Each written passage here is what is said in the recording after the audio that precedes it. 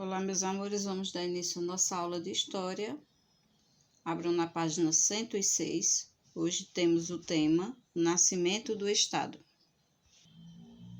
Há muito tempo, as pessoas viviam em pequenos grupos, mudando de local em local, coletando ou pescando seus alimentos. Eram os povos nômades ou seminômades, pois não tinham ainda um local fixo para viver. Com o surgimento da agricultura, as pessoas passaram a cultivar seus alimentos e a criar seus animais. Assim,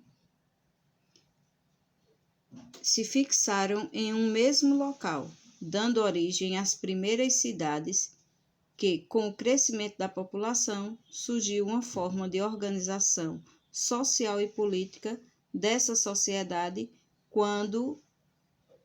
dando origem aí às diversas civilizações. Com o passar do tempo, essas civilizações evoluíram para uma forma que unia o povo dentro de um determinado território, sob a organização de um governo. A partir daí, surgiu a concepção do que entendemos hoje como Estado. No caso, nessa questão, os primeiros estados conhecidos surgiram na Grécia com a chamada polis e depois em Roma com a República. No caso do Brasil, antes da chegada dos portugueses, os índios viviam em uma sociedade tribal, organizada de forma primitiva, com a existência do cacique, que era o chefe político, e do pajé, que era o chefe religioso. E as tarefas eram divididas entre mulheres, que cuidavam dos afazeres da comunidade, e os homens que caçavam, mas não eram considerados um estado nessa época. A centralização do poder, antes de pequenas aldeias virarem grandes cidades, a família tinha um papel fundamental nas comunidades. Em vários povos antigos, todas as grandes decisões que impactavam a vida da aldeia eram debatidas por conselhos formados por líderes das famílias mais influentes. Essa influência era conhecida pela posse de terra e pelos membros da família.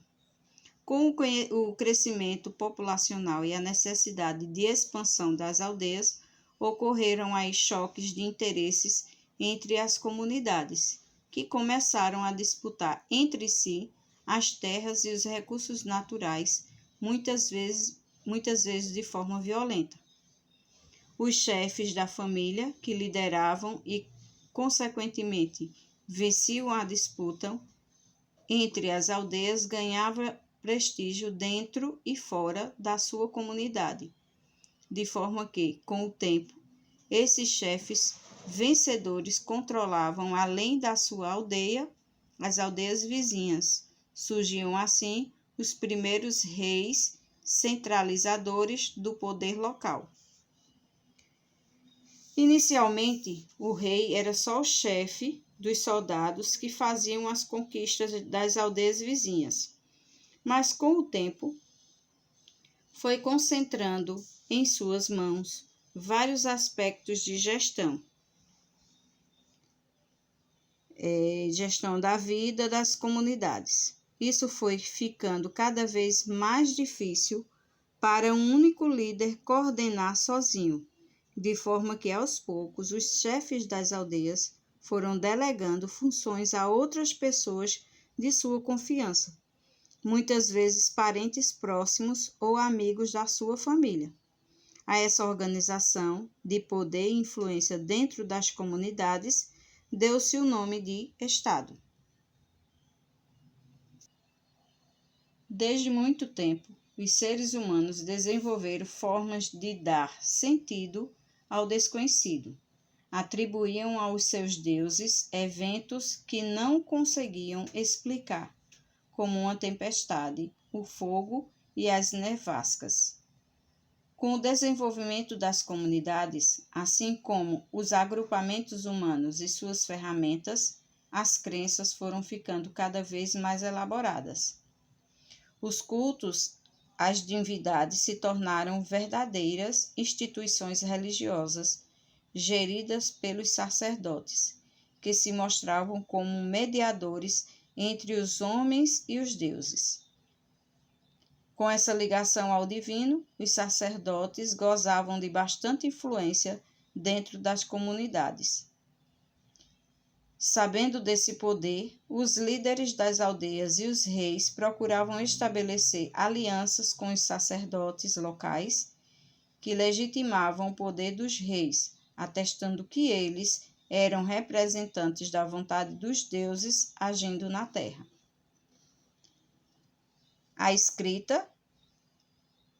Com a centralização do poder, os funcionários do Estado precisavam de formas de manter um controle forte sobre a quantidade de suprimentos da cidade, a circulação de mercadorias, os atributos a se coletar das aldeias vizinhas, os preços dos itens do comércio e as medidas, e para atender a essa necessidade, criaram símbolos que iriam representar visualmente essas coisas, além da sua quantidade.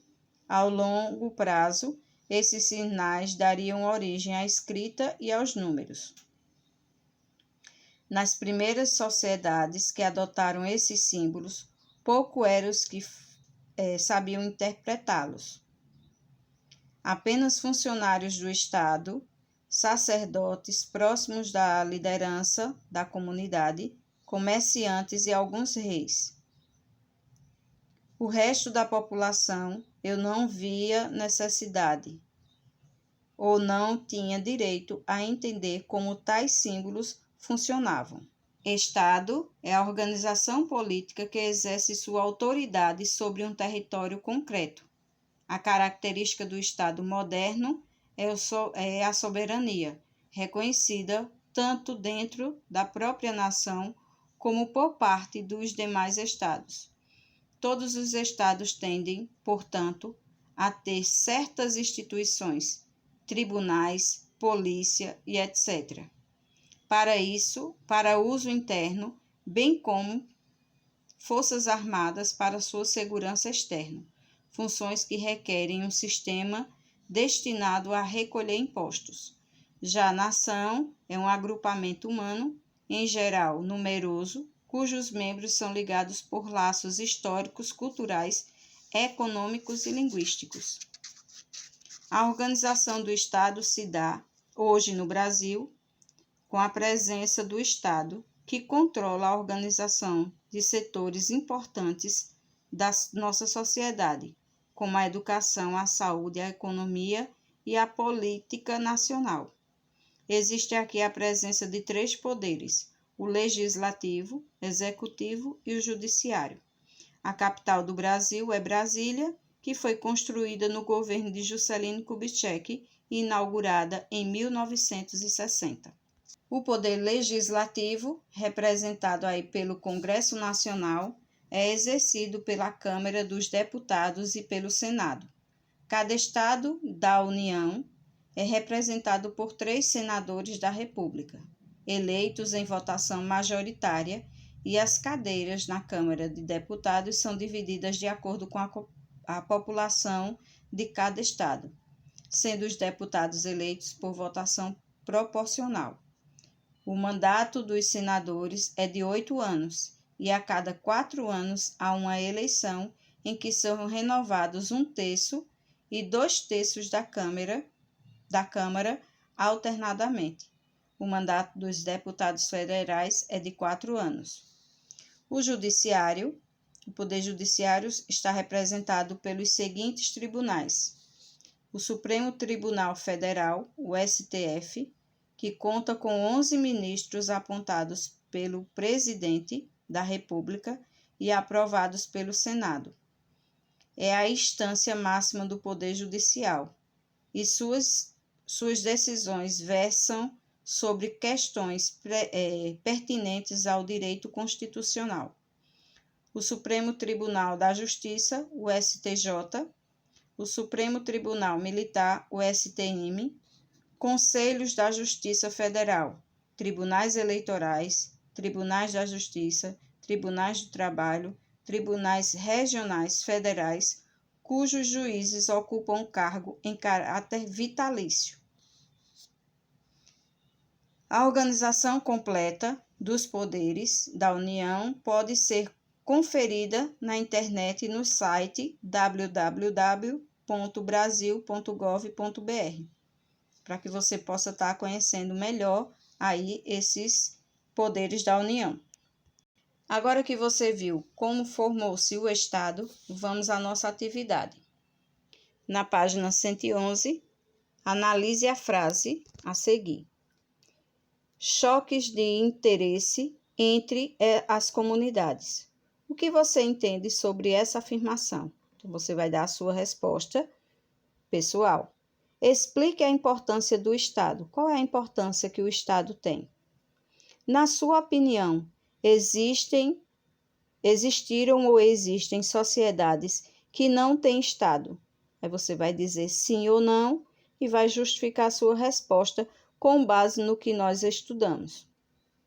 No quarto quesito, você vai fazer aí uma pesquisa para diferenciar os povos nômades, os povos seminômades e os povos sedentários.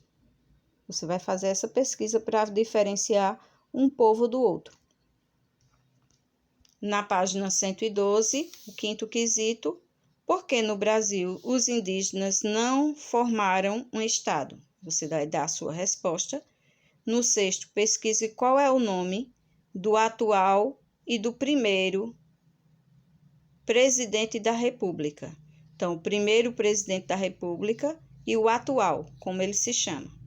No sétimo quesito, quais são os 3 poderes existentes no Brasil? Aí você vai dizer aqui. No oitavo quesito, você vai marcar a alternativa correta. O Poder Executivo está representado pela Câmara e pelo Senado. O Poder Legislativo é representado pelos Tribunais da Justiça. O STF conta com 11 ministros indicados pelo Presidente da República. Então, qual das alternativas é a correta? No nono quesito, você vai colocar E para Estado, N para nação, relacionando as imagens aqui ao seu conceito com o qual elas correspondem e se identificam. Na página 113, nós temos aqui o 10º quesito, com a seguinte questão. Antes de as pequenas aldeias virarem grandes cidades, tinha um papel fundamental na comunidade.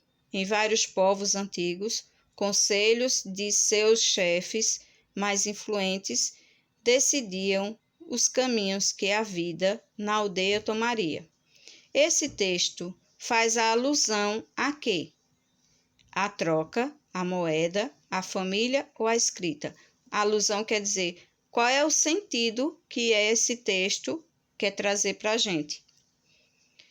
Número 11. Identifique o primeiro centralizador do poder local e pinte ele. Então, observando aqui as 3 imagens, você vai me dizer qual é o primeiro centralizador. Ou seja, quem era que tinha o poder primeiramente. No 12º, você vai completar o texto corretamente, lendo cada frasezinha e completando as lacunas que estão em branco. Na página 114, você vai pintar as letras W, X e Y e descobrir a palavra que completa esse texto aqui. Então, leia o texto e depois pinte aí para você descobrir. E no 14º quesito, pinte apenas as pessoas que podiam interpretar os símbolos nas primeiras sociedades que adotaram a escrita. Era o sacerdote, o pedreiro, o rei ou o comerciante. Então, você irá pintar e finalizar aí a nossa atividade. Com isso, Os alunos que não estão participando do Momento Zoom da nossa plataforma devem enviar para o meu privado todas as respostas, certo? E os que estão participando da plataforma já estarão fazendo a correção juntamente comigo. Então, fiquem com Deus e até a próxima aula.